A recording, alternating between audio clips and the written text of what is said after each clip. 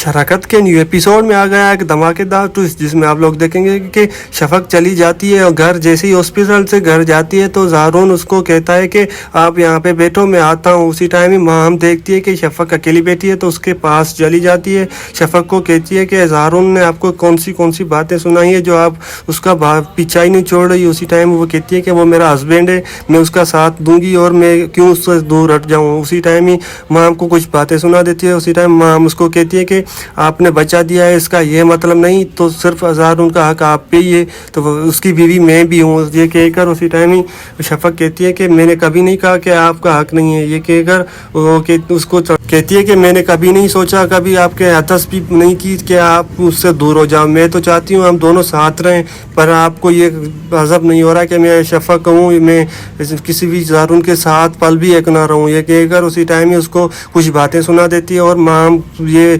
सुनकर परेशान हो जाती है। उसी टाइम ज़ारून के पास चली जाती है। जैसे ही ज़ारून के पास जाती है तो ज़ारून को कहती है कि आपकी बीवी बेगम ने मेरे साथ गंदी बातें की हैं और मुझ पे कुछ इल्ज़ाम लगाई हैं। जी दोस्तों, ये बातें कहकर शफक परेशान हो जाती है। जैसे ही ज़ारून रूम में आता है और उसको कहता है कि आपने क्या बातें की है माम के साथ, और माम ने ये मुझे सारे बातें बताई है। उसी टाइम ही शफक कहती है कि मैंने तो ऐसा कुछ नहीं कहा, तो फिर ये झूठे इल्ज़ाम और झूठी बातें क्यों आप बता रही है आपको।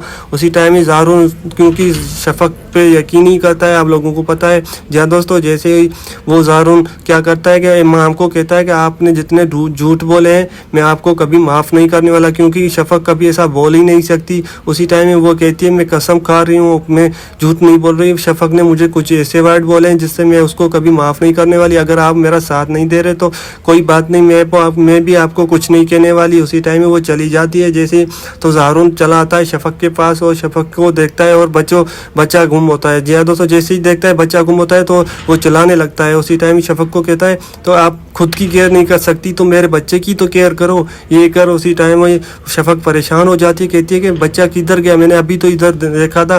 वो पूरे घर को जान पहचान करके वो एक एक जगह ढूंढते हैं। उसी टाइम ही देखते हैं कि माम उसको बच्चे को उठा रही होती है, उसको प्यार दे रही होती है और शफक और ज़ारून परेशान हो जाते हैं कि माम कब से प्यार देने लगी हमारे बच्चे को। उसी टाइम ही माम के पास चले जाते हैं और माम को कहते हैं कि आपने बच्चा किस से पूछ के उठाया, और कहती है मैं इसकी अम्मी नहीं हूँ क्या, मैं आप भी मेरे हस्बैंड हो तो ये भी मेरा बच्चा हुआ। तो ये कहकर वो कहती है कि शफक कहती है कि बच्चा मेरा है आपका नहीं, तो उससे हाथों से छीन लेती है और कहती है कि आइंदा अगर मेरे बच्चे को तुमने हाथ लगाया तो फिर मैं आपको नहीं छोड़ने वाली। ये कहकर ज़ारून भी उसको कहता है अगर तुमने बच्चे को हाथ लगाया तो मैं आपको तलाक दे दूंगा। ये बातें कुछ कहकर उसको टाल देता है। जी दोस्तों, क्या माम को प्यार मिलेगा ज़ारून का, कमेंट सेक्शन में ज़रूर बताइएगा। अल्लाह हाफिज़।